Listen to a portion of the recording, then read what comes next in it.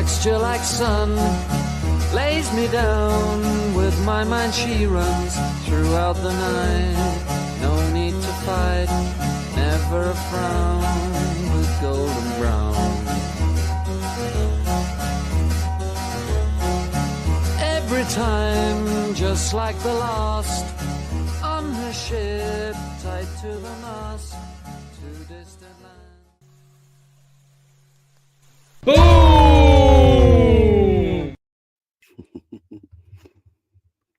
Howdy, folks. Your host, Double J, back here, coming at you live from my studio / RV dining room, located directly outside the city of Little Port-au-Prince, Ohio, formerly known as Springfield, Ohio. Now, folks of the interwebs, I will be your pilot and navigator for the shenanigan-infused journey into the mind of this particular garbage can dude. And joining me tonight here is my associate Nick, the host of the Occult Rejects, for a discussion into the parapolitics and an update on some of the Idaho 4 discussions that we've had on the Occult Rejects. Nick, thanks for joining me, bud. What's up? Thank you very much. I appreciate you having me on. Always appreciate it, man. For sure. Did you like the introduction? I threw in a little those Costco guys boom there at the end, you know.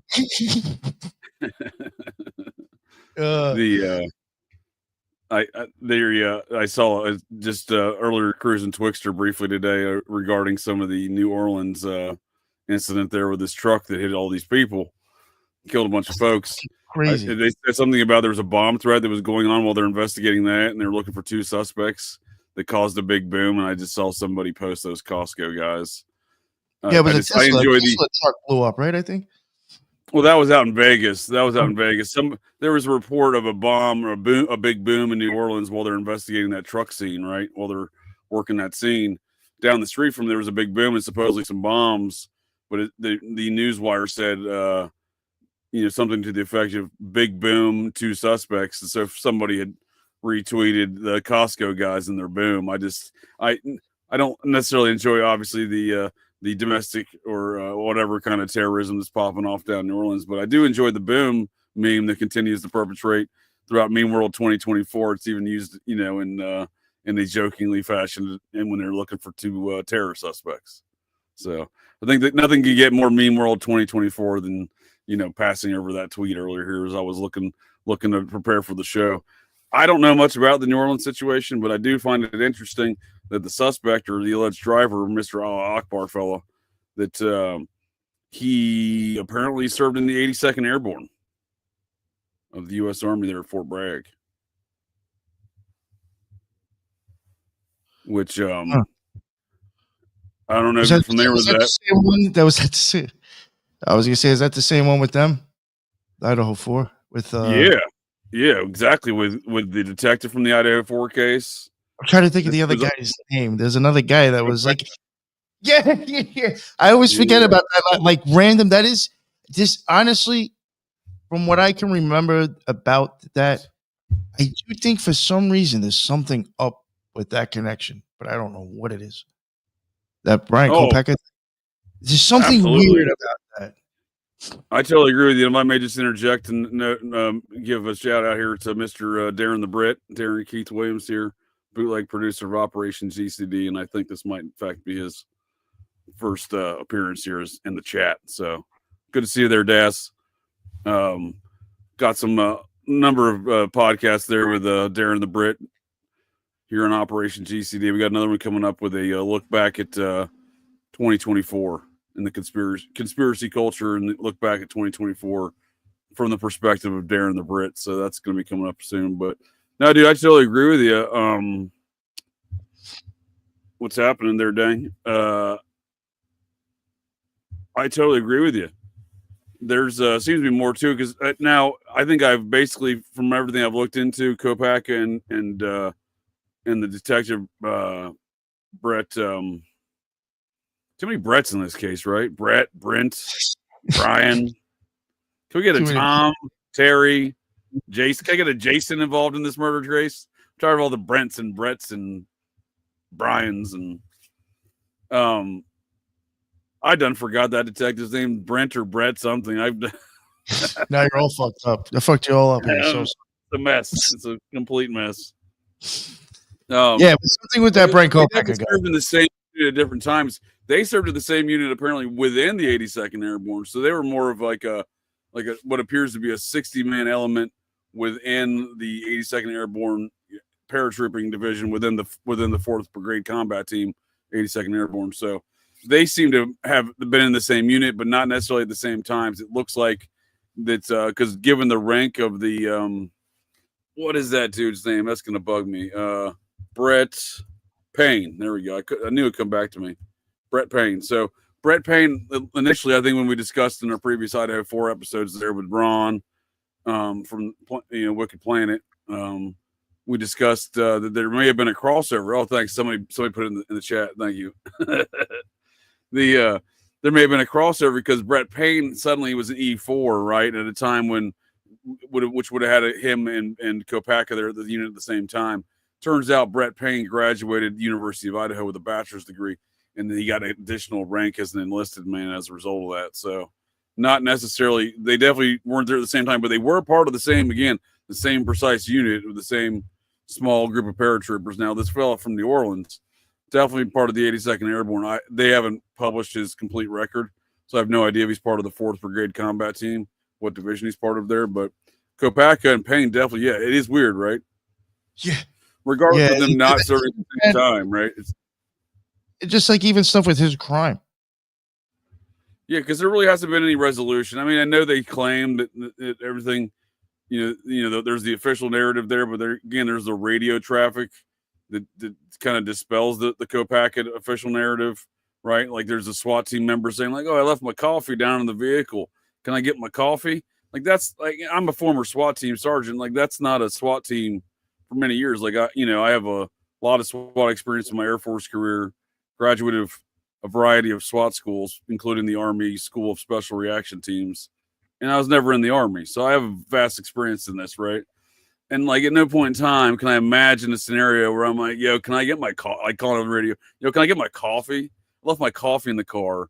Despite this high risk, high dangerous scenario that we've currently been called out to, I left my coffee down there. I don't want it to get cold. So can someone bring that up to me?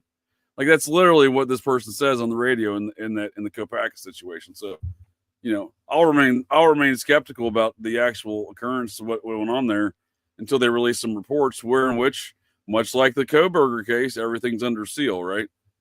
Why would you need to seal this case, right? And they haven't to date. We've discussed in the past episode. To seal the case, this honestly, my opinion is probably because there's people who are giving information that they don't want known. Sure, that's one reason. Just is this federal case or no? State case. Well, right? The Coburger case is a state case, but what I mean by sealing the Kopaka case is they sealed all the reports. They refused to release any reports relative to the death of Brent Kopaka, death by, the joint jurisdiction SWAT team there that included Pullman PD, Washington State University PD, and to my understanding, the county sheriffs. I don't know. So they have a joint 911 center. They haven't even identified all the people that were on scene that day. So there very well could have been some of the Idaho folks there because both places run a joint 911 center and they also do run joint SWAT operations. So it's unclear, I think, again, the totality of everything that occurred in the Brent Kopaka situation. What does seem clear, though, is whatever is being told isn't exactly all the details, right? No, there's probably something that they don't want publicly known, which is why, my opinion, I'm just taking a guess, which is why probably the cases are sealed. Yeah, I mean, yeah, there's a lot. I think if the case ain't even over yet, you don't want the person's name being known because what happens is something happens to them. Well, sure, there's certainly a lot of that for sure, and especially with the Coburger case, because I'll show you there's been the most recent filings. We're up to now counting, I believe, 21 requests for discovery. Yeah, here you go. On December 13th, 2024, defendant's 20th supplemental request for discovery. Sealed, stipulated motion to seal, everything. Every time anything's filed in this case, there's a stipulated motion to seal, right? So it's ridiculous. I mean, the number of filings in this case are ridiculous, but then they're right here, December 27th, the 21st supplemental request for discovery. So, and those details of the discovery are the same details they're continuing to argue about in large part about getting, you know, key pieces of evidence, video, etc. Nice. Corey Anderson, former Air Force law enforcement, Lackland 95. Nice. I was at the Lackland Police Academy for the Air Force there at Security Forces Academy in 99.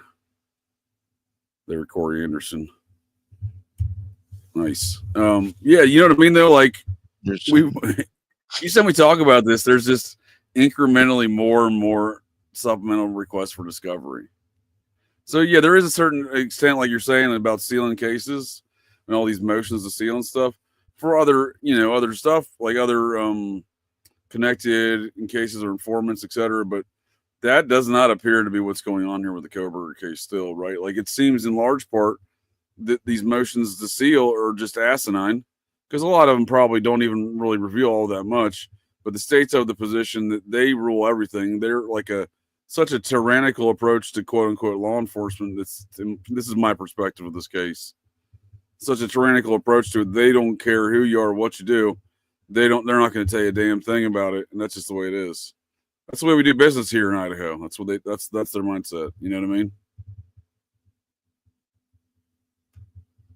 Sounds about right over there. Right. But like, what if Goop Pak was a lone nut PTSD guy who somehow, according to the official record, held his his roommates in these college dorms hostage. I believe the roommates were females, somewhere around the ages of, you know, mid-20s, late 20s. He's a 36-year-old man.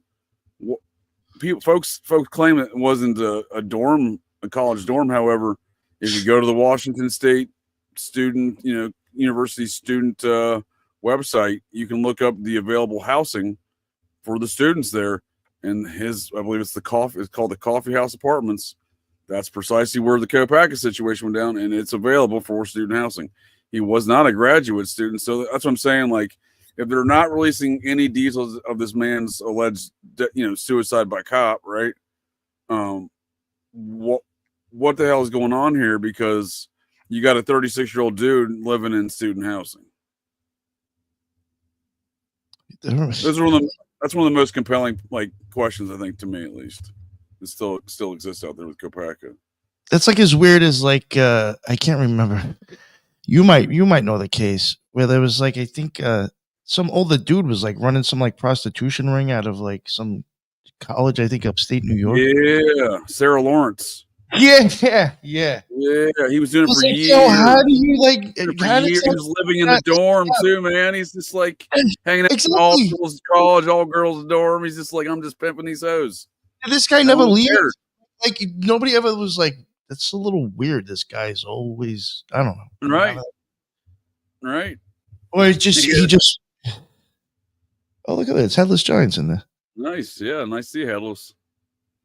Yep, all tyrants move to steal evidence. Absolutely. Yeah, and again, based on nothing and all. So a lot of the stuff they are stealing is inconsequential. There's no doubt about it. There's no doubt. But there obviously is elements of this case they're stealing that is very consequential. But yeah, just the overall dragnet is what I'm getting at, though. Like Headless is alluding to as well, is the overall dragnet just is fuck you. We run this place. Yeah. But yeah, dude. I mean, I'm fine with Goop Pak and not being involved with any of these things, but again, it's weird, these 82nd Airborne connections, right? Again, the same unit as the lead detective who seemingly didn't have the education or training in which to be the lead detective in this case, and by all appearances has fumbled the fucking investigation. Brett Payne got roasted, but if you recall, we did an update in our last one we did, you, me, and Ron, on this case, talking about that hearing they had back in May, where Brian Kohberger's counsel were roasting the officers that did the investigate, that conducted the investigation and signed the arresting affidavit, right? And Brett Payne did not do well under scrutiny in his story. So a lot of questions that he hemmed and hawed about, had no answers about, and said, you either have that or should have had that. Now here we are 7 months later, and the defense apparently still does not have the same evidence that the lead detective, Mr. 82nd Airborne himself, Brett Payne, is claiming, should have been already given to the folks. So I think there is,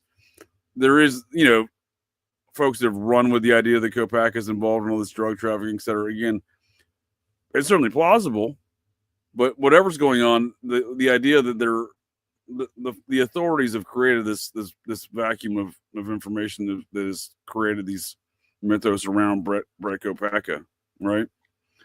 And they even did a whole podcast series with quote unquote Brett Goop Pak's childhood friend, Mr. I think his name was Darren Duncan, strangely enough, like Dunkin' Donuts. And he was like bad mouthing all these. I mean, again, and I'm not saying that some of these true crime, I think you and I probably agree, right? A lot of these true crime things talking about subjects such as the Idaho 4, they get a lot of control. A little rowdy. Control and shitty. Yeah.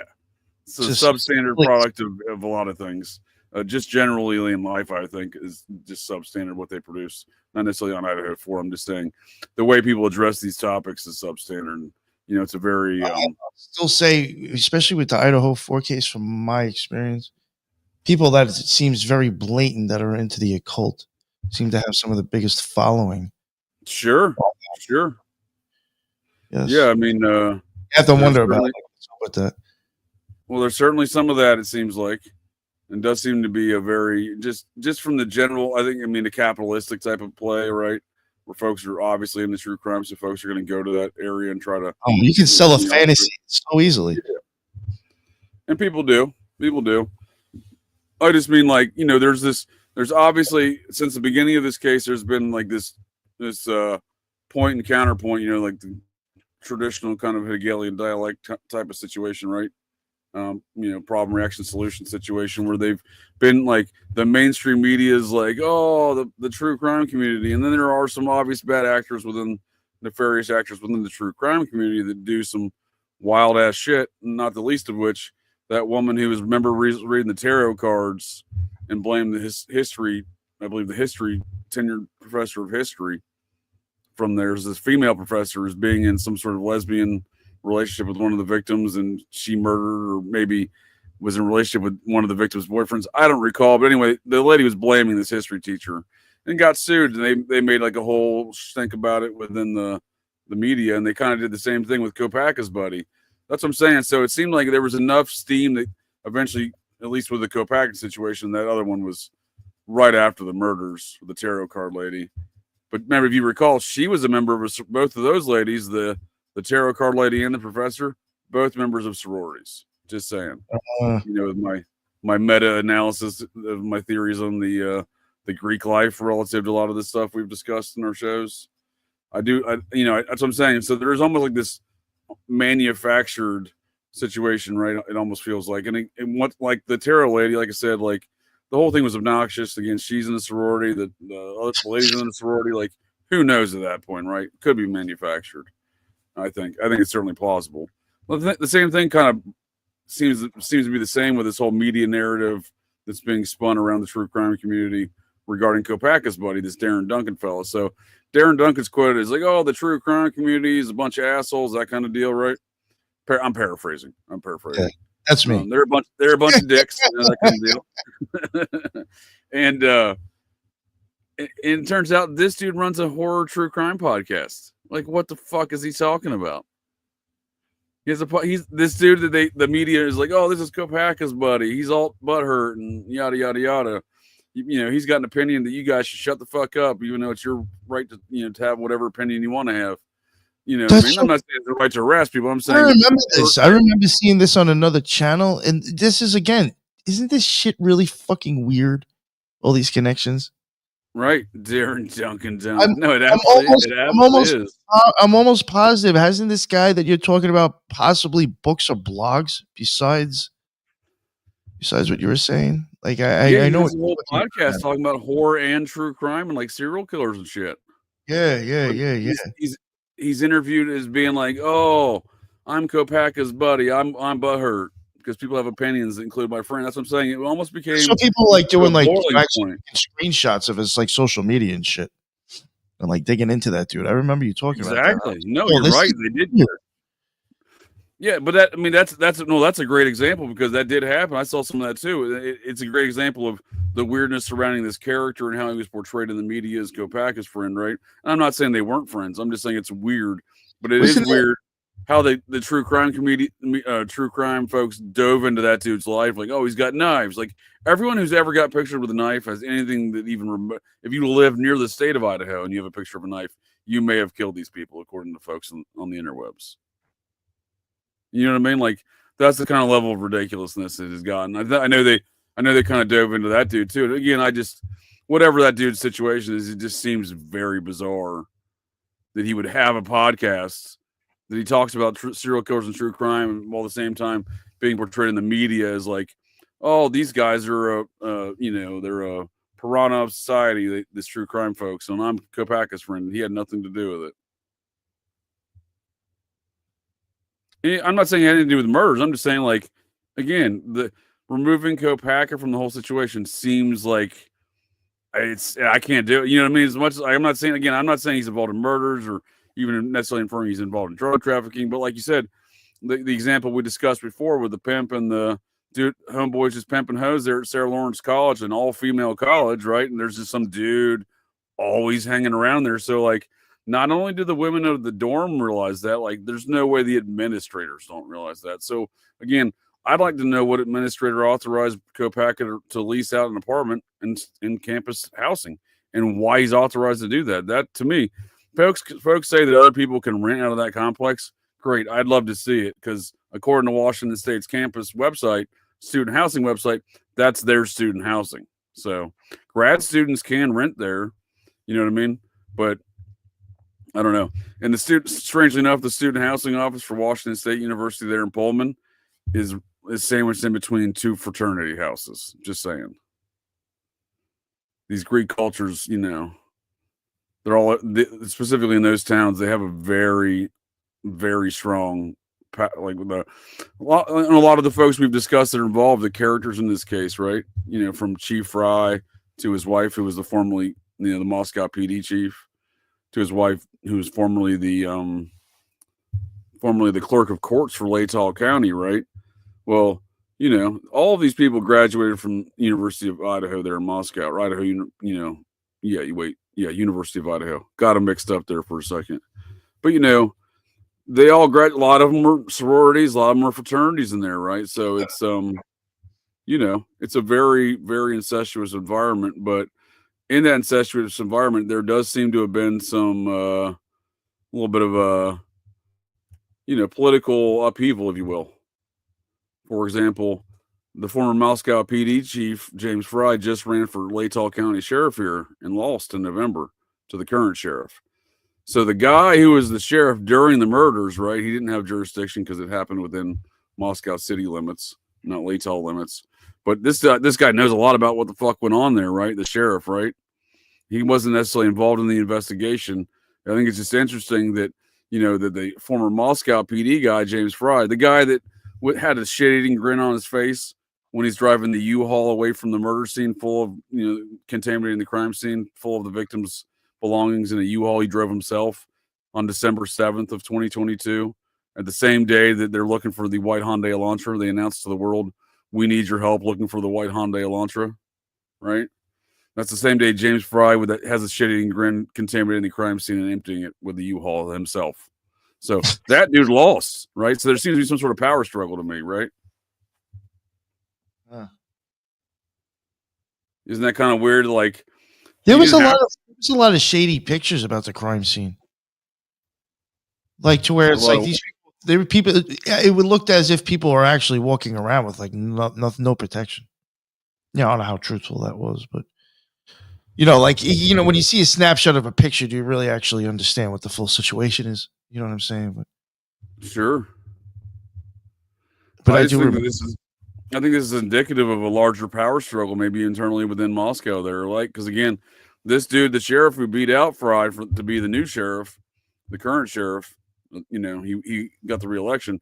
I just think it's interesting that he goes against, he's fighting against, Fry here for the sheriff's seat. And again, this dude had a front row seat to everything, but was never involved in anything in this case, right?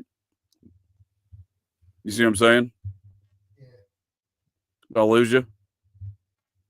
No, I was trying to close my window. Oh, no worries. Yeah. I thought I blinked out there for a second. You see what I'm saying? Like this. I mean, it's not necessarily what's going on, but it could be construed as a power struggle, if you will. And here's another fun fact in that same line of thinking. Yes, he's out of LE. Yeah, James Fry. He's out. He retired earlier in the year from Moscow PD and announced in March that he was running for sheriff, and then he lost. The captain of operations, who was in charge of the detectives, and folks like Brett Payne, Roger Lanier, he's gone. So there's been a whole shift over the folks, in Moscow, the folks who were responsible for the leadership in this investigation. And Chief Fry's wife, Julie Fry, another fellow graduate at the University of Idaho, she's no longer the clerk of courts. She didn't run for re-election, it seems. She ran for auditor instead. So that seems like more of a lateral move. The clerk of courts, in my opinion, in county government has a more powerful position than the auditor. At worst, at best, I feel like it's a lateral move, but I feel like it's not. I feel like it's a regression in local politics. But this is a place where the Lateral County coroner is also a public defender. Old Kathy Mabutt. Lions Club. Old Lions Club member Kathy Mabutt. I just think that's so weird. How can you be the coroner and you're also a public you work for the public defender's office? That's just, they got to have more attorneys than that. I mean, all these people went there, right? So they got to graduate more than just this group of people from the University of Idaho. They can hire another University of Idaho grad, to be a public defender's office. It's just strange to me that that's even a permissible thing. It just seems like such a conflict of interest. So, because there's been other weird stabbings around the same time of these murders that Mabutt defended the stabbing suspect, right? So is she the coroner for this death investigation at the same time where she's the stabbing suspect for at least somebody who at least stabbed people? I mean, that's better than what they got for Coburger, right? So I'm just saying, this seems to be a breed an environment of a lot of nonsense, a lot of tomfoolery. It is a big shakeup. I think that is a sipping on there. It's good comment. Damn, a shakeup. Yeah, I agree. And to speak to this continued nonsense that goes on around this case, I will present to you this recent headline in regards to Brian Kohberger, and that is Brian Kohberger. This is from last week, I believe. Brian Kohberger investigated for 2021 home invasion in Pullman, Washington. Right. He didn't even move there until 2022. What are they talking about? That's what I'm saying. This story, I mean, we've talked about it a lot, Nick, in our previous conversations, right? Where the overarching, and Ron as well when he's with us, the overarching implications. And I apologize if we didn't invite Ron. This is more of a last minute. Ron's going to probably hear this well, this guys didn't invite me, and last minute conversation change here tonight on this topic. But certainly one I appreciate Ron's input on the topic. But yeah, we've discussed the overarching kind of there's obviously something impacting this case externally to the case, right? That's pressuring folks to act in these manners. And what's this one now? Now the media is going to blame Kohberger for a home invasion that took place in Pullman, Washington a year before he moved there. Maybe we're stargazing again. Right? He had to get some early stargazing in before he moved there. He had to make sure they had good stars there before he moved there. He's like, I gotta go check the stars. The stars are okay. I'll go to college there. I still don't. I don't know. I still don't. You don't buy the stargazing bit? Yeah, no, I just don't think that's the best alibi for him either, though. I agree with you. If he had an actual alibi, maybe it may be beneficial, but at the same time, I also look at it as they didn't want to give any extra information to the state to convict him, right? Because again, they'll do anything they can to put this man in another crime situation and incriminate more on him here with these apparently time traveling, maybe two places at the same time. I'm not sure. Quantum entanglement, murder, home invasion situation he's responsible for, apparently, according to this headline, in 2021. Again, there's emails where he's applying for that Pullman PD internship or in April of 2022, because the murders occurred the early morning hours of November 13th, 2022. So how in the hell if he's not even applying for shit out there yet? Like, you know what I mean? So he's going out there trying to murder fools. He's like, yeah, this is a nice place. I'm going to go to college here. I like murdering people here. You know what I mean? The idea of all these things are just ridiculous. With the Asian in home invasion, I don't think he's Asian. I'm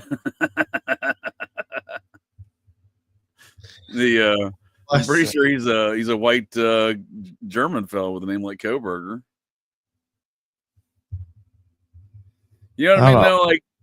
Though, we've seen a lot of this propaganda stuff. You know, a lot of the ideas folks have. I even see true crime folks reciting shit that is and we've discussed, you, me, and Ron.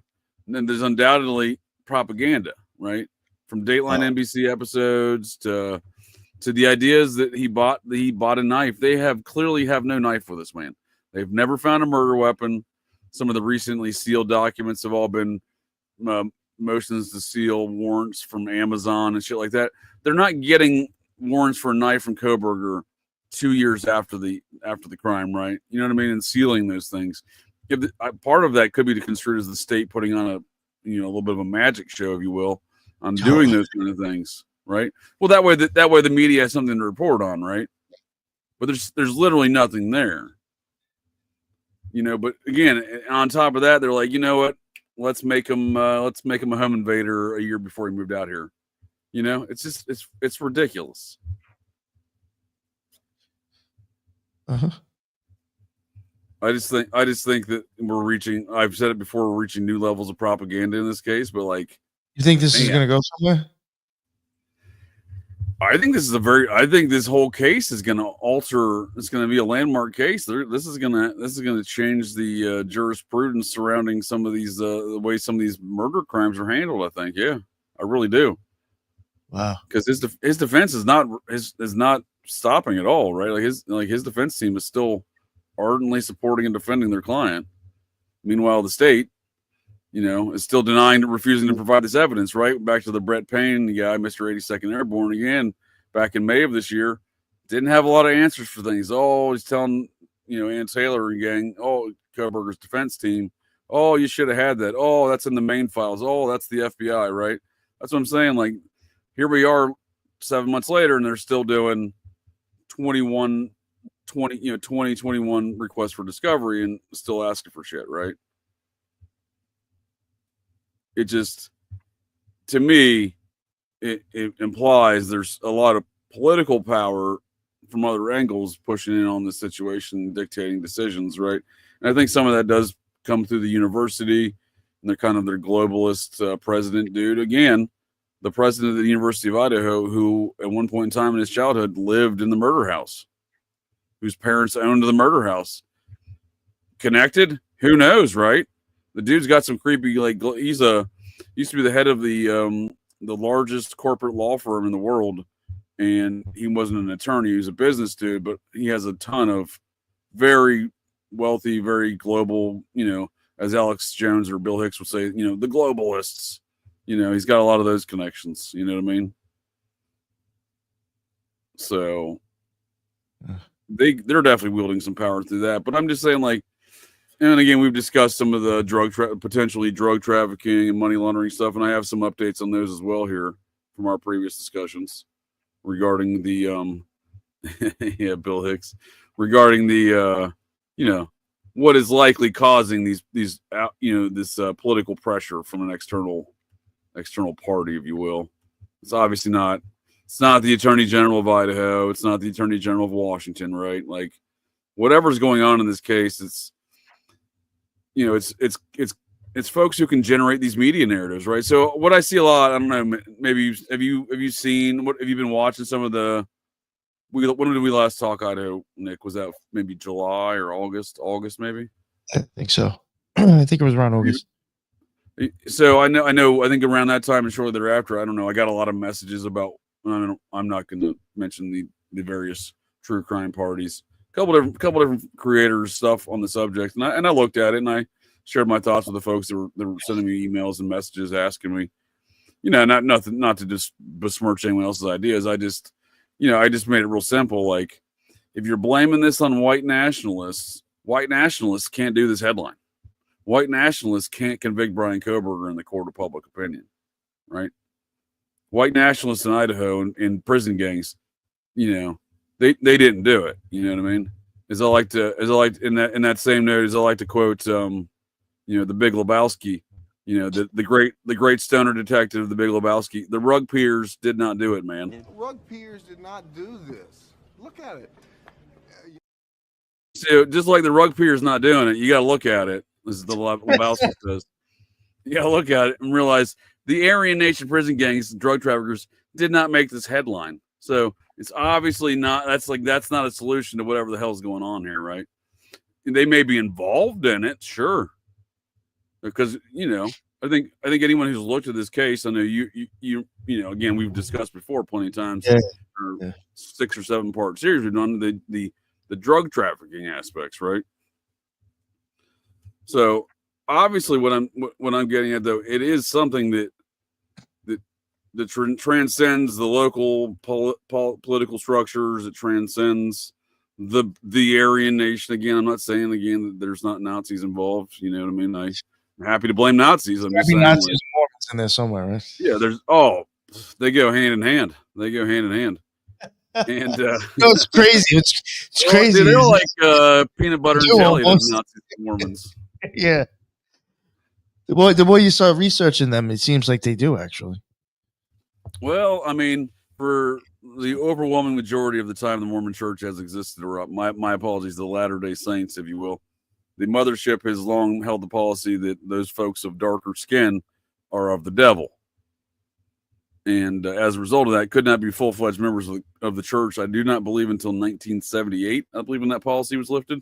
Ooh. So I grew up in the church in the 80s. I remember we had one black family in my ward, and the family would sit down in one of the pews, but the father, he would just stand up in the back. And I thought, well, this must be some sort of carryover from the previous attitude here in the church where they made this dude stand in the back because he was not allowed to be an official member. You know what I mean? Well, guy didn't know he could sit down yet.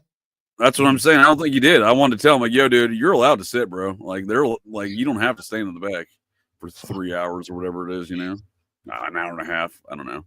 Nonetheless, we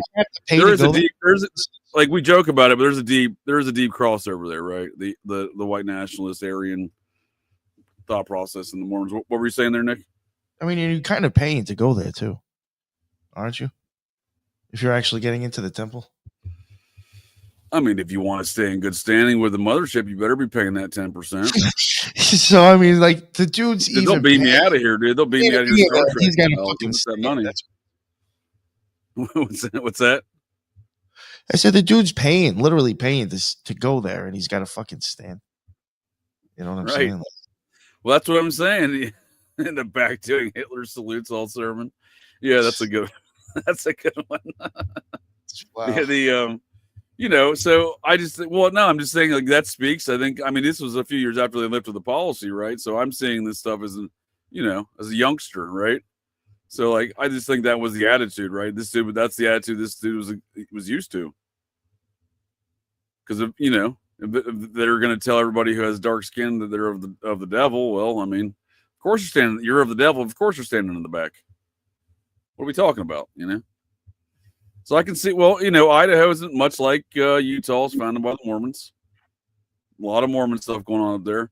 I've yet to really find any direct. I've searched long and far for direct Mormon connections to this situation. Strangely, in a state like Idaho, you'd figure, like, much like in a state like Utah, there'd be some sort of Mormon connections, but there's not. I've yet to find any. Even the people involved don't seem to be Mormons, right? That's no fun. So it is odd because it is a state that is largely still operating, power structures function by Mormons. So that was one of the things I looked on early on. I was like, well, what's going on with the Mormons here? But now there's one subject relative to some weird cult activity there that I've never really, we should probably, I think we've recently, or we discussed before in the past, pardon me. What's the name of that place? We discussed them briefly in the past. Oh, the Psychionic cult. Psychiana was this, strange cult that set up in I believe the 1930s and 40s. That was their worldwide or American national headquarters for the Psychiana cult. So I don't have enough of those details off the top of my brain hole at the moment, but possibly a good topic of discussion relative to the occult history of Moscow, Idaho, because the Psychiana cult did have a fairly substantial cult in size, tens of thousands, I believe, right? That's huge. Yeah. Here we go. Idaho's mail order messiah.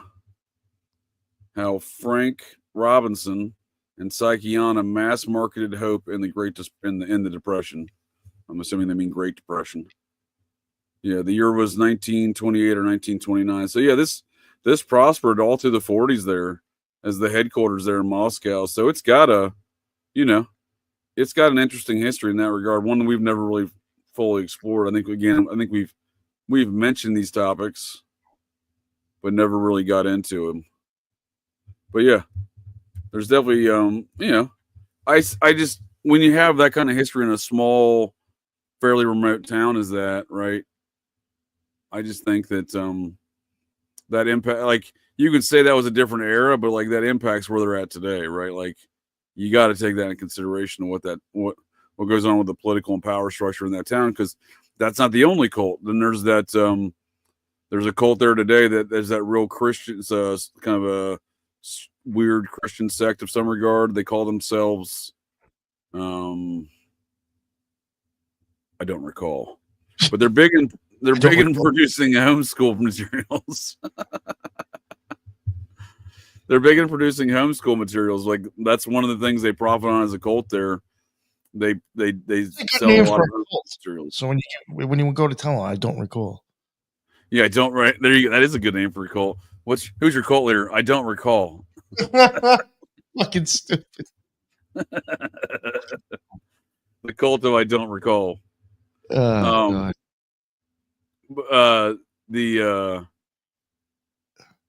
Shoot, I really can't think of the name of that cult. Anyhow, there is some weird cult activity. And again, the University of Idaho apparently started off kind of as a cult.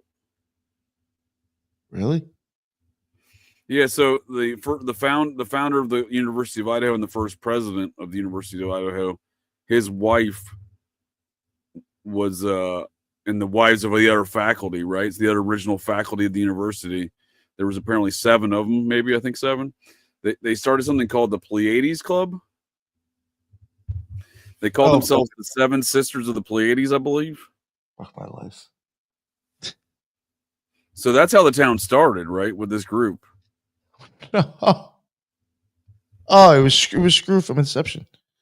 That's what I'm saying, dude. Like, it seems to be this weird remote outpost. What's that? It's by one big magical act in itself going on there. Could be. I mean, when I say that, I mean a lot of theater. Sure. That's interesting. Well, I mean, that is what magic is, some sort of psychodrama, right? For the masses, yes. Yeah. When they're being used. Kind of the meta-analysis of magic, right? A psychodrama for the masses.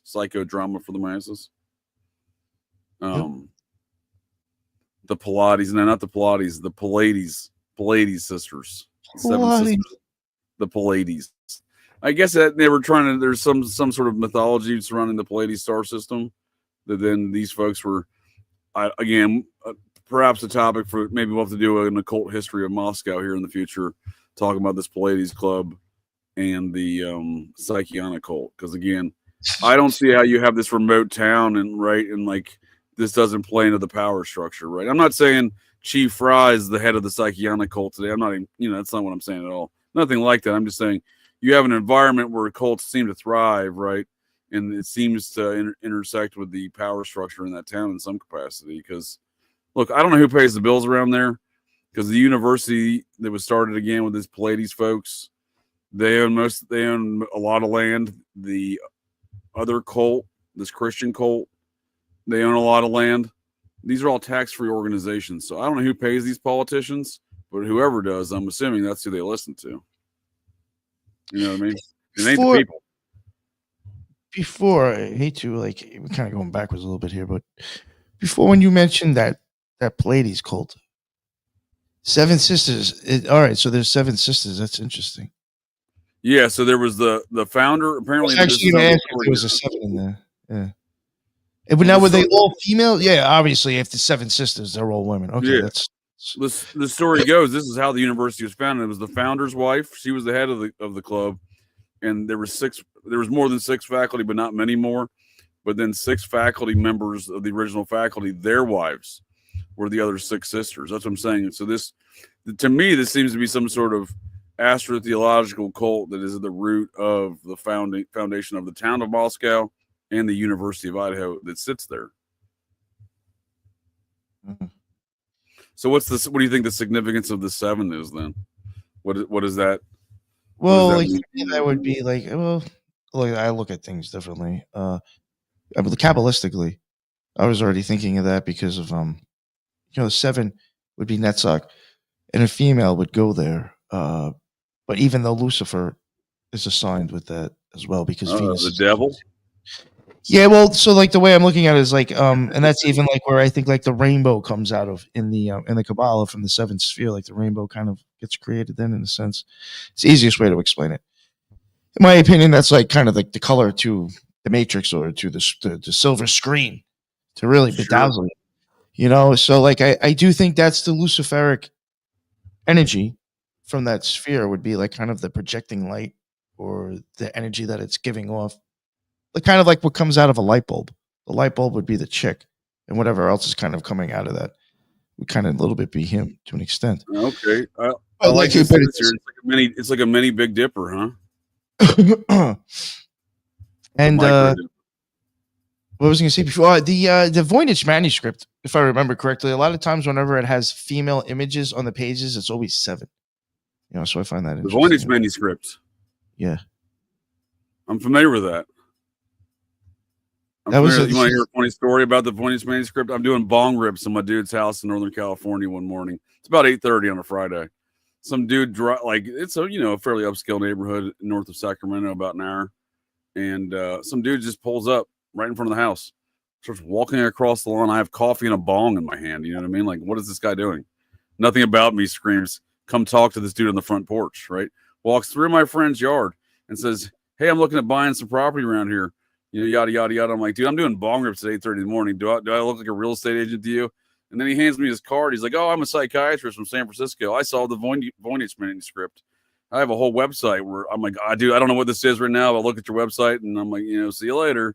It was a very weird interaction. But yeah, that was my first introduction to the Voyage Manuscript with some dude I'll send you the website. I got the guy's stuff saved, doctor or something of psychiatry or whatever. But yeah, he claims it's some sort of medical book from some long. I had made theories that I actually thought a lot of that was actually physiology in that book. Yeah, according to I'll send you this dude's link. He's a nice guy. Like I said, the guy just pulls up in the middle of nowhere, like come and ask me questions. I'm doing bong rips at 8:30 in the morning on a Friday. It just caught me off guard that he's going to be like, and I solved the Voyage Manuscript. Check out my website. You know what I mean? Yeah, check that out.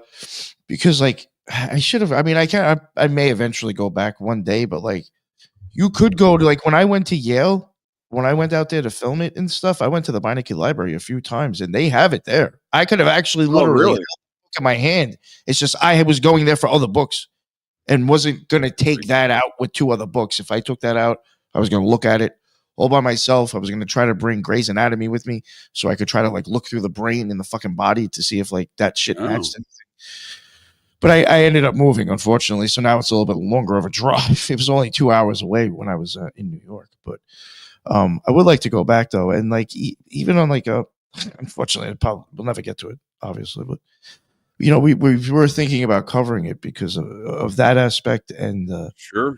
Lisa did find like it was a little bit of, it may sound crazy to come out and say this, but she did find an old language that actually kind of like matched. Yeah. Like, Yeah, this dude again. This dude has some It was solution. kind of- Just it was- long forgotten language in some sort of medical instructional book. That was essentially this dude's theory. The guy that interrupted my Friday morning bong rips.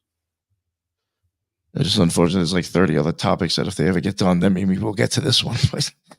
Yeah, again, I don't know enough about it, but it is kind of like famously known as like one of the things that's no one can solve, right? Like that is kind of the prevailing mystery of the Voyage Manuscript. Is folks are like, oh, no one solved it. Do you believe it or not? There's actually academics trying to crack it now. So I wouldn't doubt within like 5 or 10 years there's something said about it anyway publicly. There's a psychiatrist in San Francisco who was once upon a time shopping for real estate north of Sacramento, who interrupted my bong rips, who claims that he solved it. So I'm just saying there's a lot of people that do claim he may have. I don't know. I'm just saying I remember looking into it and be like, oh, there's like a dozen folks that have claimed they've solved this, right? Like, you know what I mean? Like, I don't know. It's an interesting mystery in that regard. I think that like, no one seems to know where it came from or what it says. Survive the complete global. Definitely has a very magical aspect to it, right? Yeah, I really wish I would have picked that up like in my hand. I mean, there was other older look at it though. They took out that were older and but whatever. But it's pretty damn. Yeah. That's a good way to look at it. This Nobleness Deer's comment. The Voyage Manuscript looks like something that somehow survived a complete global reset. Yeah, I mean, because it's like from what I recall thinking, I'm like, yeah, this is clearly some sort of language, but like it's not a language built on the concepts of which we build language at, like our modern, like our knowledge of language, right? Like, you know what I mean? It's not like lines and paragraphs. Like it's a whole different kind of concept of language, I feel like. The one crazy thing even about that book, which is why I wanted to even just get it, is that like if the tales are, the reason I even wanted to go down there and look at it is that, like if even the tales are true about the people that held that book, like if people I can't remember, I think it was a couple of kings or whoever, important people. Like if these people really existed and the story is true, like you're holding a book that like some pretty important motherfuckers actually held that book too. Yeah, I mean, it's got quite a lore to it. That's what I'm saying. Like, and it's such a mystery that no one seems to have anything to know anything about it, despite it having such a lore.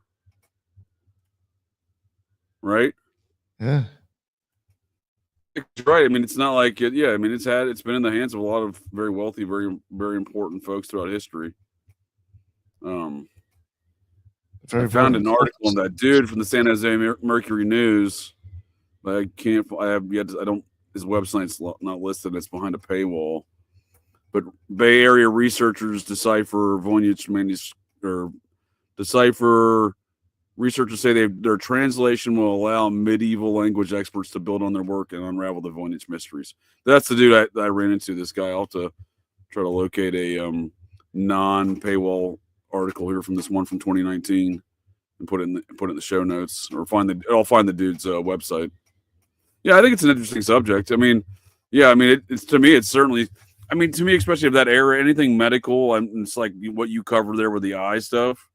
Anything medical of that, especially of this older knowledge, like that's all occultism to me, right? Like anything, like let's say dude's right, it is some sort of book of medical stuff. Like to me, that's just wizardry. That's like old school, some sort of magic. This is like the thing. This is what's like really. What should make you question what the fuck's even really going on? Some of the basic ideas on how our eyeballs work go back to a motherfucking occultist from 500 BC. Right.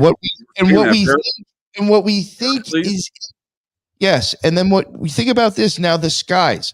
If you will walk out of your house and just look straight, unless like you're in a city and you have all these fucking buildings. Odds are probably 30 or 40% is going to be your backdrop is the fucking sky. So about a third of your vision of what you think is in the skies and the idea of your eyes all come from fucking occultists. People telling you what's out in the fucking space and where we are in the universe and what's out in those skies come from occultists, and the ideas of how these fucking work come from occultists. Something's up with that. I agree, man, for sure.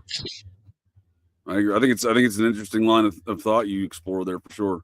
And that's again like why I say, like, when I think of then this being the Voyage Manuscript being some sort of, as Headless put it, interdimensional medical book. That I don't know. That's an interesting thought as well. But regardless, whatever, these old ideas of understandings of what we call medicine is just, I just look at it as magic. It's been repackaged as what we now call medicine. Yeah. But I like that. I want to add real quick on the bottom, Mario from Symbolic Studies. If you did a presentation on the Pleiadians, I highly suggest to go see it because my man doesn't do shitty work.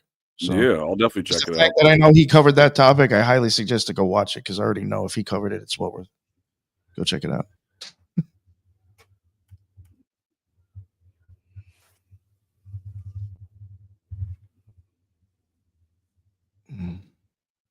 Did I lose you? My back? No, yeah, you're here. You didn't go anywhere. I thought. I think I froze up on my end. Forgot what you were doing. I think I froze up on my end then.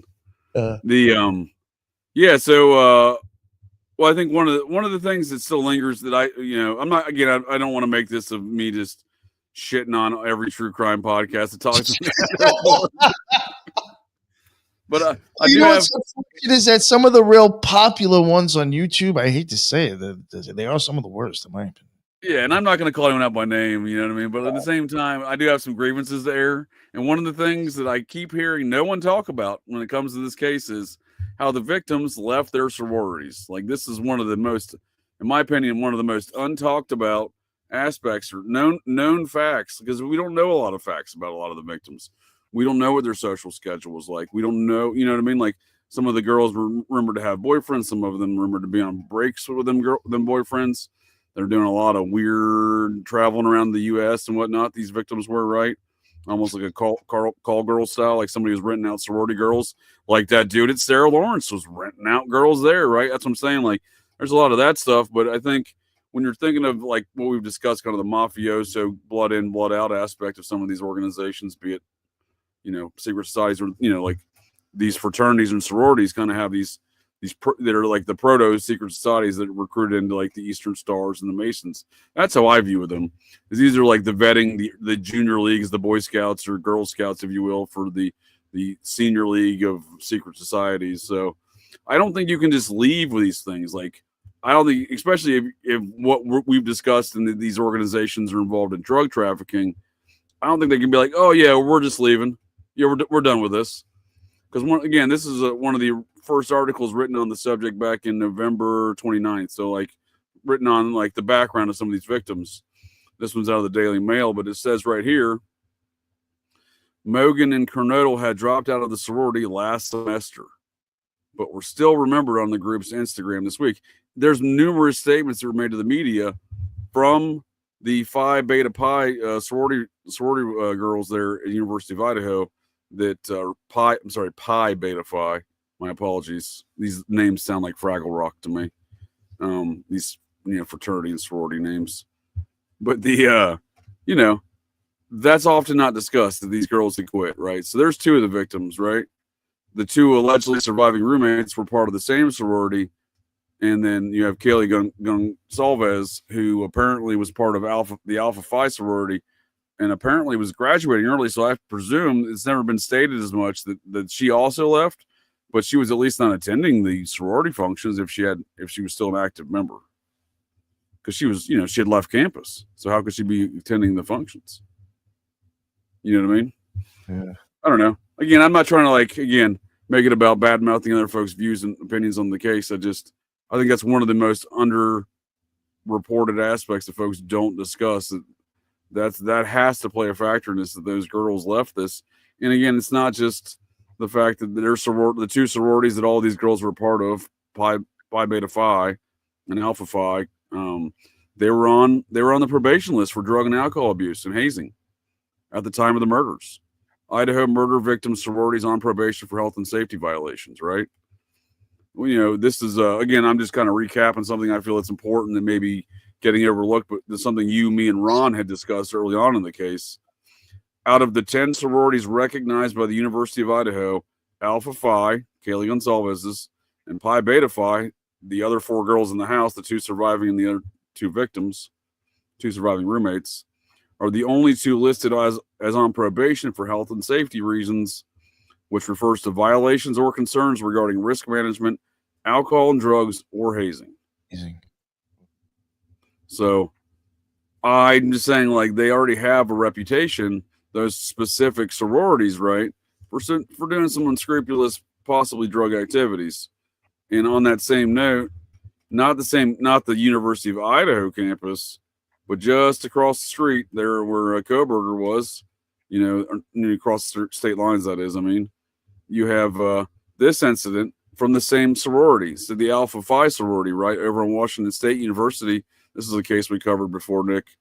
This young gal who looks pretty, does not look like a drug trafficker, was busted for cocaine trafficking.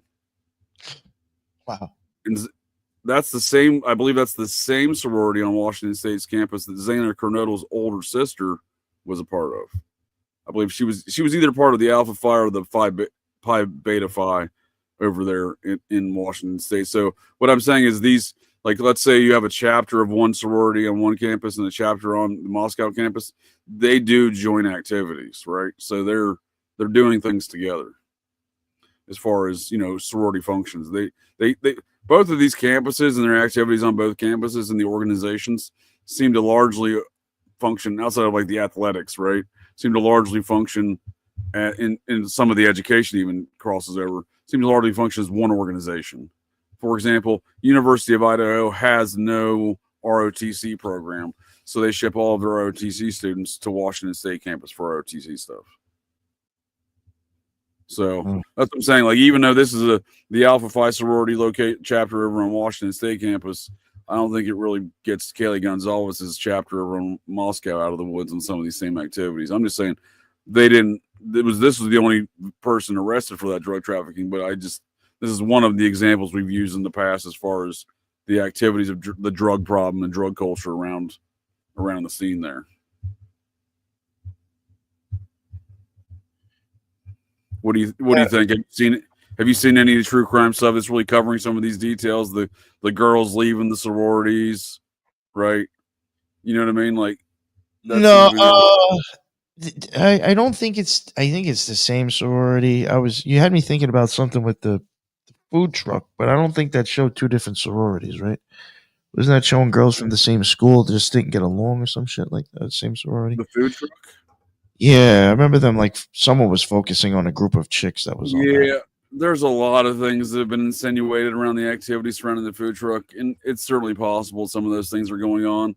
I know one of the prevailing narratives in the true crime community is the Fight Club. Look, that's certainly possible, and I'm open to the idea.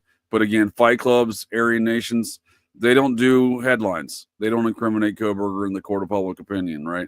They're not sealing court cases, right? Aryan Nations, fight clubs, none of these things. So while those may be elements of overall what's going on here, they're not very important elements.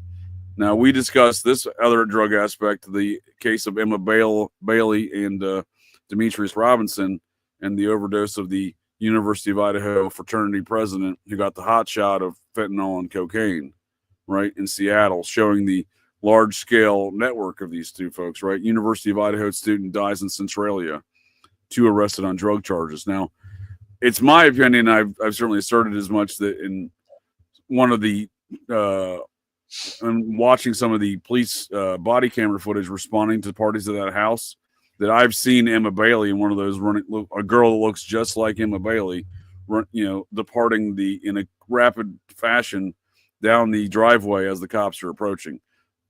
It certainly seems she runs in the same social circles as these girls. Whether or not that was her or not, I've received messages claiming that's wrong. I don't know if it is or not. Obviously, I can't prove it, but she looks like the girl. They do seem to be part of that same social circle. So, speaking again to the large-scale volume of drug trafficking going on, again, could be white Aryan Nation, white nationalist, Nazi folks involved in the drug trafficking. But again, they can't seal court documents. They can't do all these other things. They can't falsify DNA records. There's so many other aspects that that simply is not an adequate explanation of, including, again, all of these college kids and seemingly involved in drug trafficking, from the fraternities to the folks that hang out at the house, right? You know what I think is another weird thing is, maybe I think too much about it, but those two girls calling that one dude obsessively. No, I think that's a great point. I mean, people have weighed in on what goes on there, but I think at this point in time, 2 years later, that's an aspect that I think the true crime community has forgotten about. Whereas that seems extremely imperative. Part of the story is, why are they called? Because again, Kathy and Babette ruled that original time of death at 3 a.m., which is those girls called Kaylee's boyfriend, Kaylee Gonzalez and Madison Mogan called Jack Decor, Kaylee's apparently ex-boyfriend, who lived literally 200 feet through the backyard in the cul-de-sac of King Street. So they lived at the corner of, they were kind of the corner of King and Queen. That cul-de-sac of King Street is where Jack Decor lived, literally within eye shot of the house. And they're calling him 10 times. He says he's sleeping, right? But again, it's one of those things. It's one of the oddities of this case. So, one of the things that was released in December of 2022 during this kind of, no one knew who did it. There's no mention of Coburger yet. Somebody released footage of the Corner Club bar where some of the two girls were at before the Grubhub truck. And in that video, you can see Kaylee Gonzalez and Madison Mogan, the still shots from the surveillance video. They're talking to Jack Decor in the bar, so that's like 1:30. So his story even seems suspect, that he goes home and just goes to sleep and avoids all their phone calls. But yeah, I still think that the best explanation of that is that, they were calling somebody trusted within the drug ring, that they didn't have to call the police and be like, oh, hey, we deal drugs. We're involved in the drug ring. So they called Jack, who they thought was trusted, but Jack's like, nope, not answering these because I don't want those problems. Again, that's just my assumption of what went on there. Yeah. Oh, you think that he actually didn't talk to him at all? I think he intentionally ignored. I don't think he talked to them all. I think he ignored their phone calls. And when the cops came to question him the next day, he was like, what happened? You know what I mean? Again, that's that blood in, blood out situation, right? He's been inducted into this fraternity, right? If they're in this network, he may not like it. He may not condone his ex-girlfriend getting murked, but I'm just saying, like, he also may understand that he can't do anything about it. So again, I just think when you're dealing with whatever kind of political pressure and environment that goes on here, that, an environment that lets these two folks who served a hot shot to a guy that most certainly had been in the victim's house, their 1122 King Street, this fraternity president, right? He, Caden Young, I believe was his name here, died of the hot shot there back. Again, speaking to the span of distance in which these channels cover, this guy was in Seattle, overdosed, got out of the hospital there, died 2 hours east in Centralia, right? But these two folks, Emma Bailey and Demetrius Robinson, have had their charges dropped. So again, whatever's going on there, doesn't speak to justice for Caden Young, at least, and whatever else is going on with these drug trafficking channels in the area.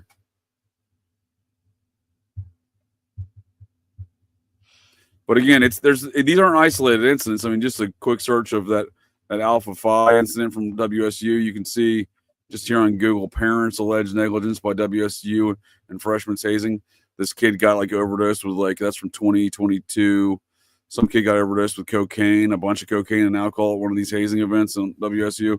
So again, the cocaine is readily available to these fraternity students somehow. I would just argue it's because they're part of the distribution network, right? Drug drinks this is from the Evergreen, the Daily Evergreen. That's the Washington State publication there, or Pullman, Washington publication. Drug drinks take a toll on students this fall. That's from 2022. Talking about GHB and students and stuff there. So there's a very, prolific drug culture there that, again, the folks running the regional drug task force are the same folks that are prosecuting Brian Kohberger, the county prosecutor for Lateral County, the police chiefs, the county sheriffs. All of these folks sit up from both Idaho and Washington State there, from where the two campuses sit. They all sit on a board together running a regional drug task force. So you mean to tell me they don't know all these GHB that's coming in? They don't know all this cocaine that's coming in. You know what I mean? I'm not buying it. You know what I mean? So there's a lot of these political things that I can't move past the idea that the folks that are prosecuting Kohberger just so happen to be the folks that have all of the knowledge in the area about the drug trafficking, right? And then, of course, when you get into drug trafficking, you get into the money laundering, right? You got folks like Kaylee Gonzalez's dad, who, in the height of all of his interviews in December of 2022, decided to wear this hat. Hex cryptocurrency. I was going to ask you what you thought about that. Yeah, you can see it. He's wearing it in numerous interviews, right? He's wearing numerous. He's got a black jacket on here, black shirt on here, gray sweatshirt on here. So numerous interviews, he's wearing this hat, right? And at the time, it didn't really even mean a lot to me because I hadn't really dove fully down the Sam Bankman-Fried FTX cryptocurrency, avenue yet. But in July of 2023, so 7 months after the murders, 8 months after the murders almost, the founder of Hex cryptocurrency was indicted for fraud in the same style fraud that Sam Bankman-Fried was running, that he was indicted for after the FTX filed bankruptcy. If you recall, FTX filed bankruptcy, and less than 48 hours later, these young college students were murdered. I think that's imperative because during those 48 hours, the entire world learned that FTX and Sam Bankman-Fried had purchased the small rural bank in a small town in Washington. It's approximately 45 miles from both college campuses. And the FDIC, the Federal Deposit Insurance Corporation, and other banking regulators and the Department of Justice have all agreed this bank has been used for money laundering and have shut it down since then, right? Shut down. They've seized tens of millions of dollars in funds from this place, right, and shut down a lot of its operations. So the idea that there's a larger conspiracy afoot with money laundering and cryptocurrency, I don't think that's outrageous. So this dude's promoting this Hex cryptocurrency, which is again a Ponzi scheme, according to the SEC and the Department of Justice, but no one really knows it yet until 8 months after you see these pictures, right?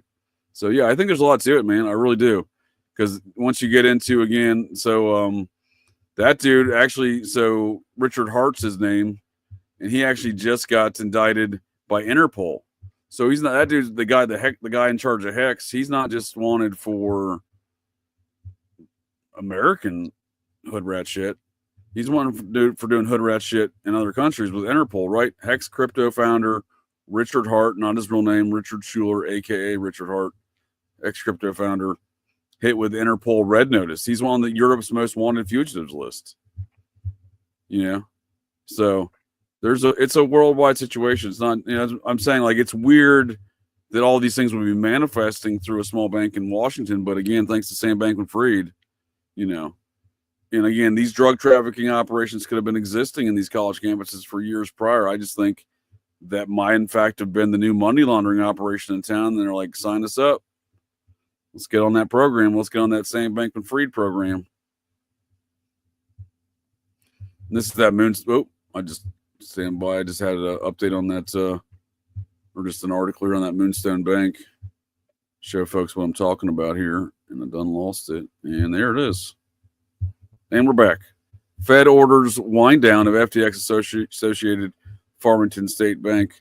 The central bank alleged the small Washington State-based lender changed its business plan and started working with digital assets without first gaining regulatory approval.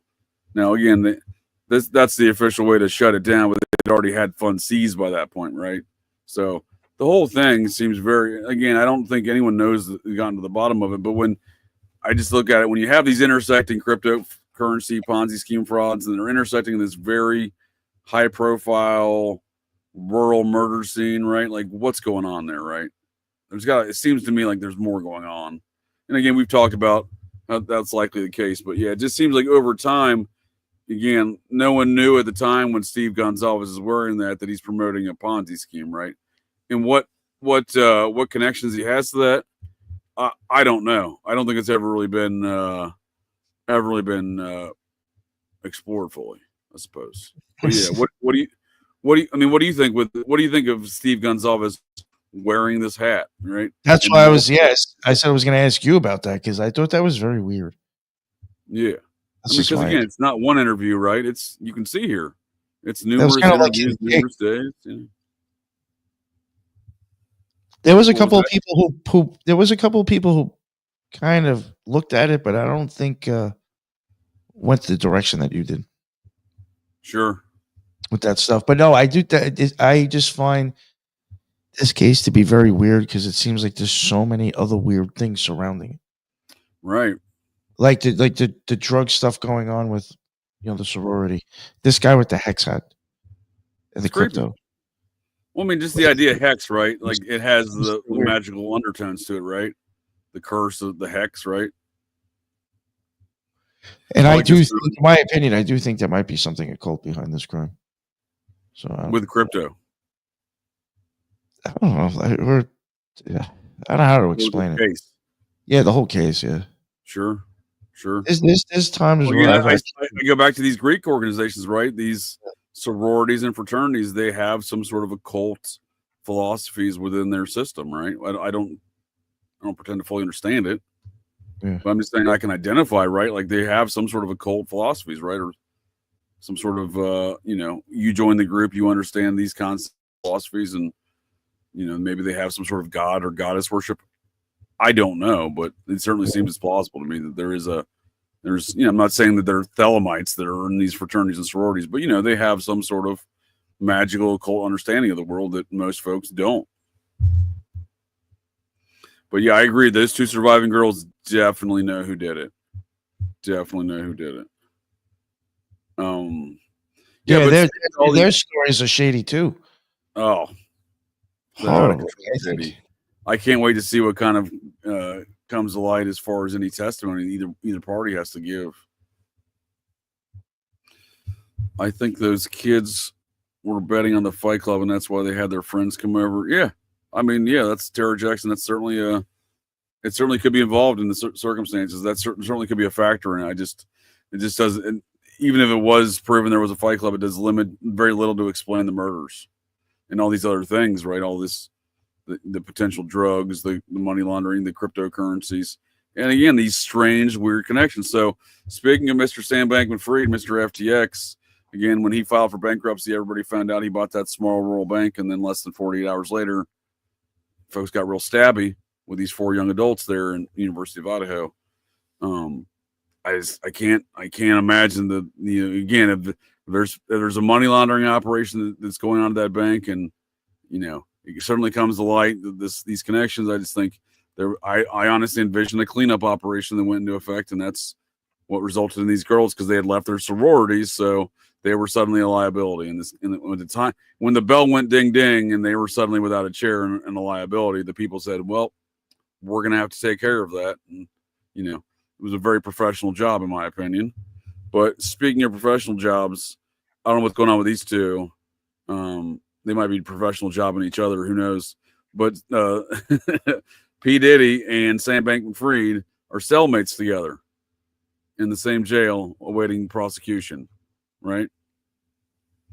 And on its face, you might be like, well, P. Diddy has nothing to do with Idaho, right? What can that matter? Well, strangely enough, for whatever reason, according to this headline, Diddy made an exclusive stop in Idaho before his arrest. What's that about? This is weird. Right? How strange is that, though, right? Because when he got put in the jail with Sam Bankman-Fried, I'm like, well, wait a second. Does P. Diddy have some weird connections to Idaho that I'm unfamiliar with? I Googled it and look at it. Diddy made an quote-unquote exclusive stop in Idaho before his arrest. So, not sure. It gets stranger. It gets even stranger than that. Because you and I were talking recently offline, Nick, about a lot of the parapolitical stuff, and possibly, not so much QAnon stuff, but you can't talk about sealed indictments where people don't think you're talking about QAnon. Nonetheless, the topic of these kind of sealed indictments, a lot of these kind of indictments that were involved here, the Sam Bankman-Fried, these weren't necessarily sealed ones, but there were sealed ones out of this office concerning R. Kelly out of the Southern District of New York in the past. I think that was one example I gave to you recently. But one of the potentially really the most powerful prosecuting attorney in the United States government, the U.S. district attorney for the Southern District of New York, resigned overnight. This is the guy that indicted P. Diddy. This is the guy that indicted Sam Bankman-Fried. This is the guy that prosecuted Ghislaine Maxwell. He decided, I'm out on December 13th. He's done. So I think it's weird. So you have these weird kind of P. Diddy, Bankman-Fried crossover situations. And you got the dude who indicted him. He's out overnight, right? Strangely enough. And then on top of that, dude, if it doesn't get weird, that weird, on top of that, they share attorneys. Bankman-Fried, P. Diddy, so there's a crossover of all these attorneys, right? So Sean Diddy Combs has assembled an Avengers-esque legal team to defend him in sex trafficking case, right? So they're talking about how he's hired this legal team of attorneys. Well, one of those attorneys is the same attorney as Bankman-Fried, and another one of his attorneys on that team is the same. He has crossovers with Luigi Mangione, the alleged shooter of the United Healthcare CEO, right? That's great. Right? Yeah, so he has the same, it's a husband and wife duo, Karen and Mark. You might want to pronounce this one for me. Agnifilo? Agnifilo?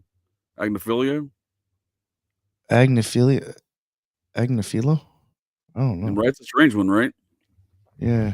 So they're representing Diddy and Luigi Mangione, but Diddy's got another attorney of Diddy's Avengers-esque legal team, as they put it, is a crossover with Bankman-Fried's attorney. So there's this weird intersection. I mean, not to say that Luigi Mangione has anything else to do with this other than there's all these weird, very high-profile parapolitical situations that seem to coincide within the same prosecuting attorney who just quit, and the same, right? He quit right after he indicted Mangione, too, I think 2 days later. I think Mangione was indicted on maybe not. I don't think he was initially indicted on New York charges. Anyhow, he's in the same, it's weird. They have this intersection of all these weird parapolitical events that are transpiring, and the intersection of, a lot of these characters with Diddy and Bankman-Fried there in the Pacific Northwest area. And Bankman-Fried, not necessarily Idaho, technically across the state line there in Washington, but nonetheless, Diddy himself has got made an exclusive stop in Idaho for some reason, how to get there, right? I don't know. I just think when I look at a lot of these kind of parapolitical things, I wonder what is going on, right? Like, why do all of these seemingly disparate events and activities seem to coincide with the same people? Like they have literally have the same legal defense teams. Yeah. I mean, I do find that interesting. Right? Because, they're not the only high-profile attorneys in the state of, in New York City. Oh, yeah. I was going to say, I understand, the high profile, but, still, there's other options. Right. That's my point. They're not the only high-profile game in town, right? Yeah. And again, I just think there's a lot to be told with the FTX Sam Bankman-Fried story, that if there was money laundering related to this Idaho situation that just happened to coincide with that situation out of the Bankman-Fried bank there. And they're in the same cell together. What is that? And they're in the same cell together. Right, yeah, now they're in the same cell together. Isn't that convenient, right? Very convenient. So I think there could be a lot of these parapolitical things popping off, impacting this case. Not the least of which this one right here. So this is more of a high weirdness, right? So that husband and wife attorney duo that's representing P. Diddy and Luigi Mangione there. The husband, Mark and Jafillo, his uncle is Don DeLillo. You familiar with that name? No. You might be familiar with this book, White Noise. Remember the East Palestine train wreck that happened here in Ohio? Yes. 2023, I guess, right? February. They said it was a lot like that. I saw that Netflix and they did that document, or they did not a documentary. They did a movie on Netflix, right? Yeah, I did see that. Yeah. So that was based off this book from 1985, I believe. Here, yeah, White Noise, right? By this author Don DeLillo. I just thought, isn't it weird? This strange kind of weird bending of what is or is not reality with these strange storylines with these parapolitical events. The attorney just happens to be the nephew of a dude who's written a book that seemed to happen to come to life, right? And bend the reality again with what is fiction and reality in this circumstance, right? Like, that book, that Netflix movie that was based on this book. I mean, it was very eerily similar to that actual train wreck. Where, to my understanding, some of the townsfolks that were extras in the film in these scenes trying to escape on the road and stuff, they're all parked in their long line of cars. Those were extras from the town. They literally were later parked in long lines of cars, actually trying to escape that town from the actual real world train disaster. So, I mean, it doesn't get any more bending reality to fiction than that, I don't think. Yeah, that is insane. This whole, right? Isn't that crazy?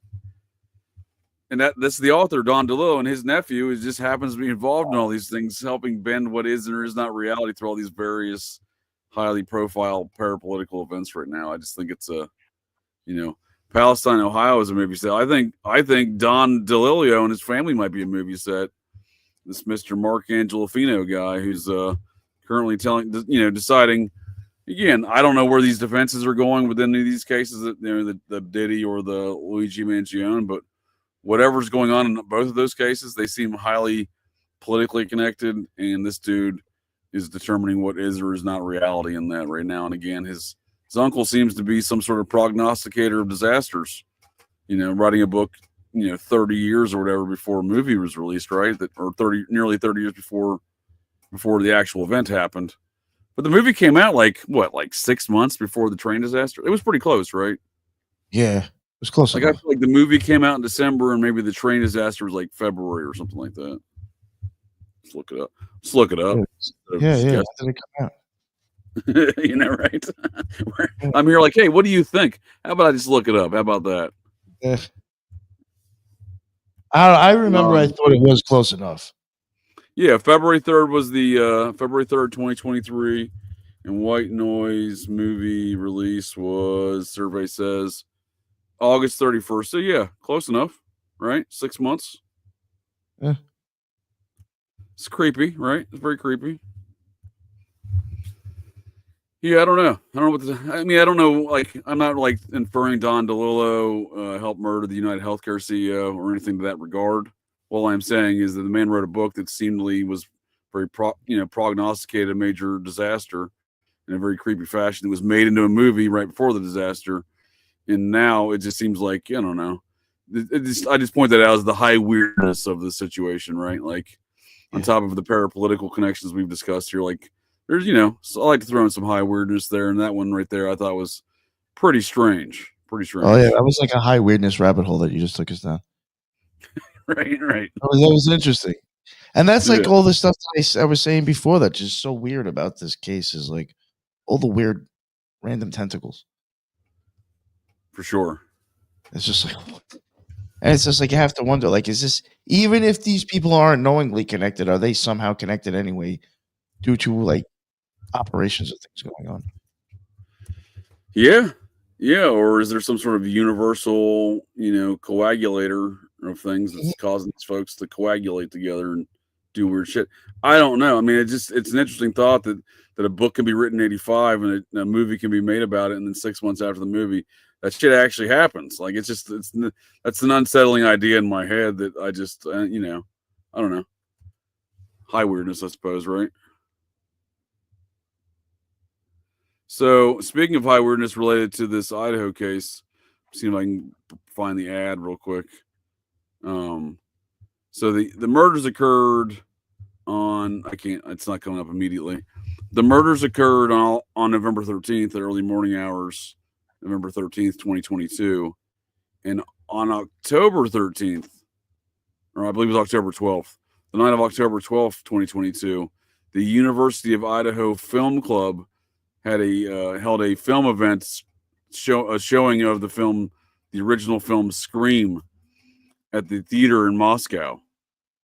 Right? Oh, that was something else I was gonna bring up. You know how many times that mask shit comes up in like the back of like, or Scream shit comes up? A lot of photos surrounding this case. Sure. No, it has. A lot of the true crime people have had that in the background too. I've seen that. Yeah. It's fucking, it's just weird. I don't know what to think about that. I don't think too much about it, but it is weird. It is one of those kind of high weirdness elements though, right? I agree with you on that. Yeah, and again, a 1 month before these 4 young adults were stabbed to death and murdered, you have a screening of the film Scream, right? Just weird by the university like film club or whatever. It's just high weirdness. I think that, right? It's creepy. Yeah, I don't know.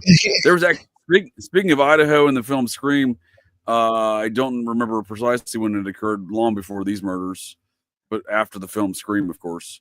There was 2 teenagers that murdered their friend in Idaho and tried to stage it in like a Scream type fashion. Yeah.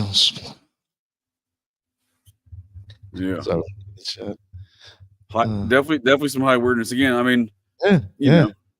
That's what I'm saying. There's like there's a lot of weird stuff. Like some of it is like really like weird, but sure. Like the Scream thing. I was going to mention that earlier when we were talking about Kohberger, because like that's when I was watching stuff about him. There was like stuff tied to like I think pictures of either his friend that you were talking about that had that. He had pictures of like I think the Scream thing in the background of like him. I believe you are correct, sir. And then like it's just like really weird. It's like, why is this like the Scream thing kind of like somehow weaving in between all these stories, these different like sense of. And right here at the Kentworthy Performing Arts Center on Wednesday, October 12th at 7 p.m., Moscow Film Society and University of Idaho Film and Television Department present Scream as part of their Wicked Wednesdays Countdown to Halloween series.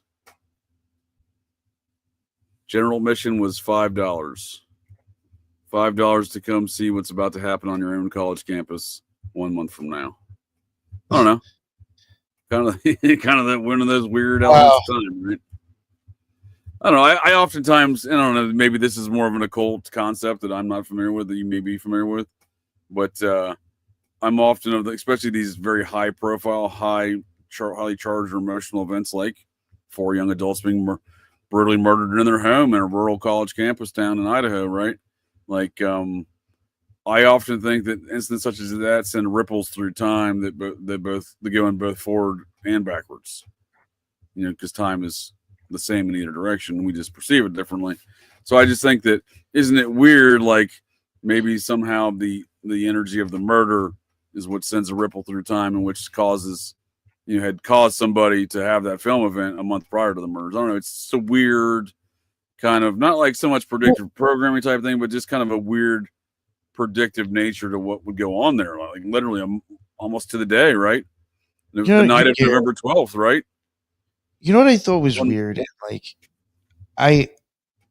again, when it comes to certain things with numbers, I know sometimes that's like a reach, and I agree. Sometimes I don't get it either. Sometimes when you do use gematria, though, depending on how you're using it, if it correlates with other things that you're already looking at, I could see, it makes sense. But when we were like on the Occult Rejects, when me and Lisa covered some stuff with Gilgo Beach, and I had done some stuff for Idaho 4, but I didn't go crazy with it because I was kind of burnt out on presenting that stuff. Sure. And there was another I can't remember what it was, but there was a few true crimes that was going on like around the same time. And like, now I'm going to be honest, it's not that easy. Like if somebody was to look like how gematria works, and if you wanted to actually spell something out and try to make it equal a certain amount, it's not that easy. So it's not that easy to constantly be getting the same number over and over again. But what I thought was weird is that within these crimes, whenever I was like running their numbers on people's names or, whatever, I was getting a lot of the same matches. Sure, and I just found that extremely weird. And like sometimes I really do think that when it comes to the number thing, it's a little bit more of like kind of like an energy or frequency. And I was just wondering, like, are these? Is this the outcome to what you see to these types of energies? It's just mass murder. Yeah, or a magical psyop. Well, I was gonna say, don't soon forget we're at 1122 on the corner of King and Queen Street, right? Yeah. And Kohberger, heavy magical connotations. Kohberger did live in the G building. What is it? The G building. The apartment complex that he was in the building. The building was like G building. You know how sometimes you're right. You're right. Kohberger's building was G building or Copak is something. Yeah. No, I think Kohberger's was. The Kohberger's, I knew one of them. Yeah, G. You're right. Yeah. Yeah, Kohberger. I think you're right. What about this one right here? The classic scream, elongated face. Look comes from the Book of Necromancy. Mm. The skin of a real face stretched over the cover. That'd be creepy if that's real. I don't know. That's a good suggestion. I'm not sure. Might not be a suggestion. Might be more of a statement. If it is, sweet, because I think that's a creepy origin story for that face. Some Leatherface type shit. I saw a comment. It's not unusual for cities to show old movies. Yeah, fair enough. But it's also seemingly unusual to play the movie Scream when you got a bunch of teenagers getting murked and stabbed. And then you got a bunch of teenagers getting murked and stabbed a couple weeks later. You know what I mean? Like that does seem somewhat relevant to me. That's horrible timing. Right. Yeah. They could have played. I mean, I'm not saying they played Michael Myers. He's just some psychopathic killer that chases his sister everywhere. I'm saying a bunch of random teenagers get murdered in that film by getting knifed. And then a bunch of random, seemingly, young adults, teenagers get knifed. They were 20-somethings, but nonetheless, they get knifed there a few weeks later. And again, it's not like the town did it. It was the university's film school project. So I don't know who's on that film team, right? Maybe they're suspects. They're probably better suspects than Brian Kohberger is in this case, to be quite honest with you. I think that's the one thing that really, at the end of the day, because I know a lot of folks, especially early on, were like, well, let's wait and see what the, that's monkey see, monkey do, right? For sure. It's a good comment. I think that is a very, very good way to look at how a lot of folks act. I mean, it's why folks don't show the news, quit showing bank robberies on the news, because they knew that the more they showed bank robberies, the more that people would rob banks.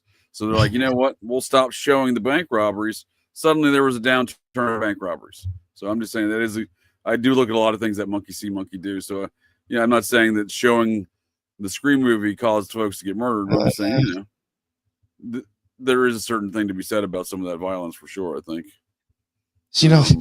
This the thing that Lisa just made a comment, and I was gonna get into this earlier, but I didn't want to take it this far, but like fuck it, she brought it up. My honest opinion, just motherfucker's crazy. I think there's a good chance that this whole thing's an actual psyop, and Brian Kohberger is running a real-time analysis, kind of like how people are gonna react to true crime.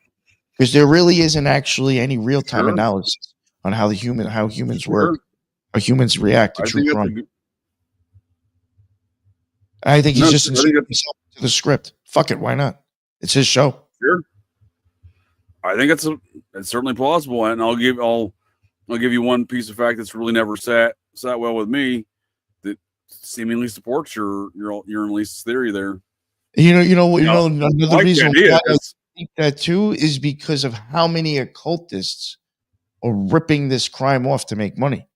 A lot of times they see this shit and they'll ride the wave. They'll ride the wave with it. They're like, I see what's going on. And I mean, I take advantage of this. And but that's a good point with the occultists. I think that is something that is something to be said as far as taking cue of these activities and cashing in on it, right?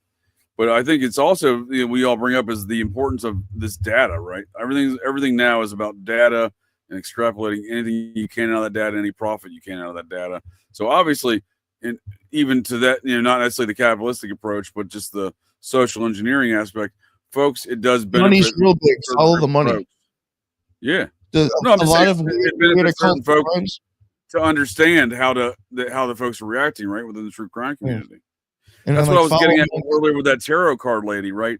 That seemed so manufactured, right? Yeah. To where they wanted to test. You're going to have a TikToker making crazy tarot card statements, and they want to test how folks react to that, including how folks react within the true crime community, right? So, no, I agree with you all. That's a great point, for sure. That's like even another thing that I've noticed with like certain crimes, especially this one too, where like money, like popping up. So like a lot of other ones that seem really shady always have like these GoFundMes or like somehow money's being pumped either into huge YouTube channels, monetized channels, or somebody's raking in money through a GoFundMe or something. Well, yeah, let's look at News Nation relative to this case. Like News Nation this case really helped make News Nation. I mean, I know they started beforehand and everything else, but I mean, not like other news stations included, they get a lot of viewers from, all this Idaho 4 propaganda they publish, but even in publishing the actual facts, I mean, there's a lot of profit to be made here on continuing to report these things. But, you got your, again, they're putting crimes on Coburger for home invasions from 2021 before he moved to Pullman, Washington. So I think I actually do look at that as a capitalistic play, right? Like they're incriminating Coburger in the court of public opinion, but they're making a lot of money doing it, aren't they? Yeah, getting a lot of views on stuff, a lot of advertisement sales by getting folks to come look at how Coburger somehow traveled to Washington a year before he moved there and broke into a home. Yeah, just a lot of weird stuff like I found this weird, and not to get off the Idaho 4 case. Even stuff like this, Lisa's again, even with the GoFundMe's, first off, you have no idea like what kind of money's going in there, what's going on. But right. Like it's not a 501c3, it's give me money in my GoFundMe and I'll do what I want with it. And like with the Gilgo Beach, my opinion, something's very weird about that. I do think there's some sort of a occult aspect behind that. And the way Asha, again, this is another case that seems to be making plenty of shills on YouTube money. Lots of cash. And a lot of people out on the streets too. And even, my opinion, an occultist lawyer out on Long Island is even getting involved trying to ride the wave. With this case, Asha all of a sudden has the happy face, not the smiley face, totally different. Happy face killer lady, which is another shady fucking thing. Right. All of a sudden open up a GoFundMe for Asa, but yet that lady has actually been arrested for financial crimes already. People probably don't know that because you got to run a shit. It's a good point. Like, what the fuck's going on? The guy's name Jepson? Yeah, like some lady who's associated with some other crime that's been busted for financial shit is opening up a GoFundMe for some other lady supposedly involved in some other crime. Like, what's going on here? How are you people doing? How you have these connections? No, I totally agree with you. Again, I would look at those things kind of as like these occult networks stick together, right? Like you're saying, these true crime folks are riding a wave, or some attorney is riding a wave. Like, I think that within these cult networks, like, oh, we got to go help somebody else within this network, right? Like they recognize that same activity, and they're like, yeah, we got to go. It's a call to action almost within their occult network. But yeah, that is, and if you do a good job, very odd that whole aspect of this. Yeah, you were saying like they've already been busted for doing scandalous shit, but now they're seemingly involving themselves in this circumstance, the daughter of the happy face killer, to somehow raise money for Rex Heuermann's wife and family, which all evidence, to my opinion, that the law enforcement has produced in regards to Heuermann, that all of the evidence seems to also implicate his wife and daughter. There's more evidence actually towards them than him, in my opinion. I think so, yeah. For sure. And her sister is openly into witchcraft. Right. And I believe in that interview we did on the Occult Rejects with John Ray and his assistant there, Lena, they both discussed how there was that weird forensics of homicide book that was opened up on the Heuermann family kitchen table when Rex was arrested and the police served a search warrant there. I'm sorry, and that same book is a very it's very popular amongst satanic circles. And apparently there was a Mondo film created on that book where Anton LaVey does the narration. So I think if you're looking for signs of this Heuermann family being involved in the cult, that seems to be a strong indicator. Because the book's open, it's got graphic images of autopsies and stuff, from my understanding, right, and homicides, and it's just opened up on the kitchen room table of the Heuermann family when the police came in to raid it. According to law enforcement, again, take it for what you will, but it seems to be a fact, right? That seems to be the case. Because again, we in that previous show as well, I believe we also John Ray and assistant Lena there showed us a bunch of images, right, from some of the daughters, tumblers or something like that, right? Yeah. Yeah, that was that stuff was. I mean, the family is are very weird people. Sure. It seems to be. Yeah. Do you recall though that like what I noticed here also is one of the strongest indicators to me that there's occult ritual activity going on in an area, and folks can take it for what they will because I know a lot of folks want to dispute. You can look at all the newspaper accounts of dead German shepherds in around Westchester County, during the 70s, right? It's not just Yonkers, White Plains, right? Even up into Brewster, Putnam County, north of there, right? There's a large activity of these dead German shepherds getting everywhere, but it is the death, the ritual sacrifice, the death of all these, usually cats and dogs, right? It surrounds that vampire cult that I encountered out of Murray, Kentucky. They were breaking into local, animal shelters and murdering cats and dogs before they went on their murdering vampire spree. There's another example I'm trying to think of with cults and murdering of animals. Anything in the process, essentially, right? There's another one I was thinking of that I can't think of, escape my mind here, but there's numerous reports of ritualistic sacrifice of animals within a mile of Rex Heuermann's house. There's numerous reports in and around the time of Heuermann's arrest. So that's, to me, that seems like an indicator to me of occult ritualistic activity going on in an area. Is they're like, while this dude's getting arrested, the weeks leading up to it, there's all these animals getting ritually sacrificed around his in the immediate vicinity of his neighborhood and home, right? Like, I don't know. That seems to be like an indicator to me. There's an uptick of ritual activity, occult activity in that area. Is these suddenly, Oh, Damien Eccles, that was it. The West Memphis 3, Damien Eccles and Giving were breaking in and stealing cats and dogs as well and sacrificing them. So it seems to be a strong indicator of ritualistic satanic activity is the sudden uptick in ritually sacrificed animals being dumped all around these neighborhoods.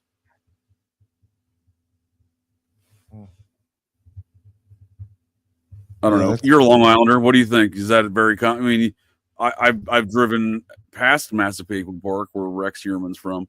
Can't really say I'm all that familiar with that area of Long Island. But I went to it when that shit happened. I flew my drone over. Right. Right, that's right. You did. You got a lot of footage, didn't you? But as far as being a resident of that region, right? Like, that's not a common thing to find ritually sacrificed animals around there, right? No, believe it or not, I think the only I shouldn't say only. I think if you were to look up the satanic church or some sort of satanic thing, I think, believe it or not, it might be in Massapequa.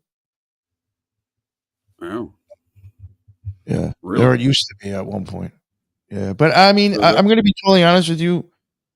Long Island is very, in my opinion, it's very open to the occult in ways. Sure. No, I mean, it definitely has a long history of the occult. But what I'm saying is, like, even in the instances of, like I'm saying, like, how many times have you seen or heard of occult ritually sacrificed animals in Long Island? Is it common? Right? When I grew up, there was people's animals did go missing. And, according to what I was told, they thought it was supposedly Satanists taking the animals. Sure. But did they ever find the animals? No. That's and legit, I'm not saying that they were Satanists. And I hope this doesn't get taken the wrong way, but as I guess considering myself an occultist now, and knowing how ignorant I've been in the past, maybe other people might have been a little misconstrued about who these people really were. But there was people a few houses down that had no problem advertising, with sigils and fucking all sorts of symbolism on their cars, their houses, their clothes. They were into something, and a lot of people thought it was them, possibly. The Satanists. Yeah. I had crazy shit. At the end of the corner of my block, some motherfucker killed part of his family because he thought Dungeons and Dragons told him to do it. Sure. No, I mean, these things happen. I mean, this is Suffolk County, so this is an asshole. But I mean, obviously these things do occur, and they find, animals like this. I'm just saying I don't think it's that common. I really don't. Like I know what you're saying about folks claiming that the animals were taken and Satanists did it, but like I'm just saying, like, actually finding whatever it is around the vampire cult in Kentucky, the West Memphis 3, like these different pockets of the Westchester County, Putnam County of the 70s with the process and the Son of Sam cult children. It just seems like there's an uptick in these dead carcasses of animals that's getting dumped everywhere. The the Freetown State Forest in the Bridgewater Triangle area, there was a lot of animal carcasses dumped there in the 70s with the satanic cult operating out of that area that was, doing a lot of these same activities of the prostitution and the murder and whatnot. I'm just in the drug trafficking. I don't know. I just think that when I start seeing, the reports of these carcasses being dumped everywhere, it seems to me that's one of my things that seems to indicate an uptick of, satanic, quote unquote, satanic cult activity. But I think it's the act of leaving the carcass there. So like we were saying, like before, folks had their animals disappear, which I think that happens too. But I just think that there's some aspect of the chaos or scare tactics that's involved with leaving the dead carcass there to be found by somebody, where you get you get articles like this, right? The SPCA of Suffolk County, New York, their $2,000 reward for animal sacrifice, information on animal sacrifices. Like, I think that's part of the quote unquote magic or the chaos they're creating is leaving the animal carcasses behind. I just think it's like almost like a calling card, satanic calling card, if you will, right? That's probably when the CIA is involved. That sounds like something they do. They make, yeah. Because when they I know it's so random. When they were trying to make people in the Philippines think that vampires were, sure, killing people, they were leaving the bodies hanging from the fucking trees with fucking exactly. slits. It's a great psyop. Yeah. You leave the body, that freaks people out even more. Well, they were making it look like vampires that drain the blood, right, of those victims. Yeah. Now, if you didn't leave the body hanging, would people have gotten that freaked out? Exactly. They're not, right? They're not going to get all the vampire lore around that, right? Yeah. So if you leave the dead carcasses everywhere, it's going to start, sending a message. It's a Satan's calling card. Horse head. There you go. That's another example, right? That's from The Godfather, right? They leave the horse head, right? Yeah. Yeah, I don't know. It's there just seems to be. I'm not saying every time dead carcasses, animal carcasses around means it's an uptick in satanic cult activity, but it seems to be a strong indicator. Yeah. Or confused people practicing stupid shit. Certainly possible as well. Sure, I'm sure there's a little bit of both going on, right? Yeah. Well, Nick, I appreciate you joining me here, bud, to talk get a little GCD here, talk some Idaho updates. I like I always enjoy hearing some of your cult takes and magical takes on some of these topics here. Thank you. I do agree with you. There is some strong undertones of not just the Idaho 4 case necessarily, but that whole area having some weird cult activities, right? So certainly grounds for further research. I'm going to look. Definitely, I've been putting off as far as getting more into that Psychiana thing, but now that we're talking about it tonight, I certainly am interested more to understand how that kind of affects the town's history of Moscow. But yeah, I appreciate you joining me here to get a little GCD, bud. You got any closing thoughts for the folks of the interwebs here in the conversation? No, not much. Sorry about that. I just coughed. Check out the Occult Rejects on BitChute, Rumble, YouTube, and all major podcasts. But I don't know. I really ain't got nothing much to say. Thanks, though. This case is very interesting, and I'm really looking forward to see what comes next, because I just have a feeling this isn't getting. They're going to take this case somewhere else, I think. Yeah, I think it's going to be a landmark case. Like it's going to be like a novella. You know what I'm saying? Sure. We need another chapter. I agree with you. Yeah. It's gonna be. I mean, right now the case is scheduled to go to trial in August to November of this year of 2025. I mean, they were supposed to go to trial, 2023, 2024. So, we'll see.